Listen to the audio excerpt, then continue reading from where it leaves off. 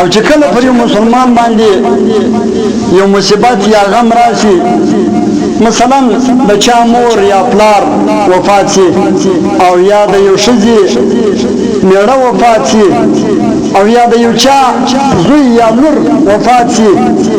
یا د یو ورور خور وفات شي، یا د خور یو خوږ ورور وفات شي، او یا پر چا باندې فقر و فاقه و مسکنت و غربت راشي،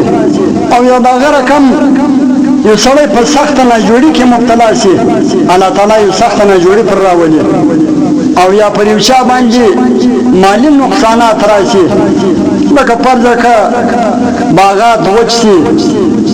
یا فصلونه او میوې وچ شي، یا په دې کې کمی راشي،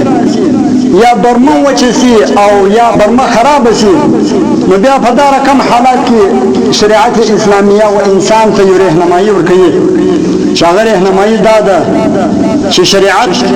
دته د ژړا بجای د غصې او د پریشانۍ بجای او د وهلو ترټولو بجای بلکې د صبر او استقامت او د الله تعالی و طرف ته د رجوع کولو حکم د شریعت مطهره او مشترکه ځکه د صبر په وجه باندې انسان ډیر اجرونه او ثوابونه په آخرت کې حاصلوي، او ګناهونه یې معافیږي، او په جنت کې الله تعالی درجه بلندوي،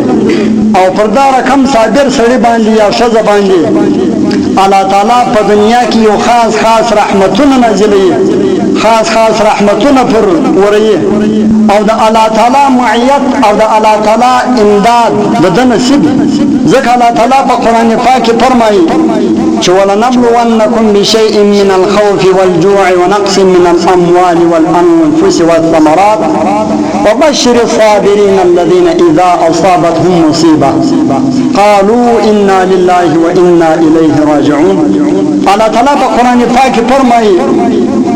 چې موږ به ضرور تی په یو شي باندې ممتحن کو، په دې سبا امتحان اخو چې هغه شیان یا خوف دی، خوف به در باندې راولم، او لوږه و تنده به در باندې راولم، غربت و مسکنت به در باندې راولم، یا به مې په مالو کې کمی راولم، او یا به په میوو ستی په ځانو کې نقصان راولم، ناجوړه به مې کم، قسم ناجوړي به در باندې راولم، باغات به مې در وچ کم، ثمرات به مې کمې کم. الله تعالی فرمایي چې په دې باندې موږ ستاسو امتحان اخلو، او بیا الله تعالی فرمایي و نبی علیه الصلاۃ والسلام ته چې اے پیغمبره ته د دې صبر کولو والا ته دا وایي چې څوک پر خپل نقصان باندې په دنیا کې مالی یا جانی مصیبت پر راشي، هغه ته دا وایي چې الله تعالی د صابرانو باندې الله تعالی د صابرانو سره دی، بس چې صبر په دنیا کې پر مصیبت او پر غم پر یو آفت باندې وکړي، الله تعالی وایي زه د هغه سره ان الله مع الصابرین، بشک الله تعالی د صابرانو من، الله تعالی د صابر ښځې یا د صابر سړي سره ورسره دی. او کچیرې پر چا باندې یو غم راشي، مصیبت راشي، زوی وفات شي، د یو ښځې میړه وفات شي، او یا لور یا د یو سړي ښځه وفات شي، نو هغه په داسې حالت کې باندې وایي چې انا لله و انا الیه راجعون.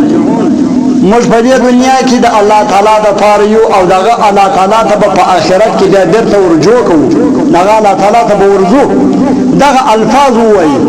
نو بیا الله تعالی وایي چې د دې ټیکانه به جنت الفردوس. دې ته بیا زه دومره عظیم شی ورکوم.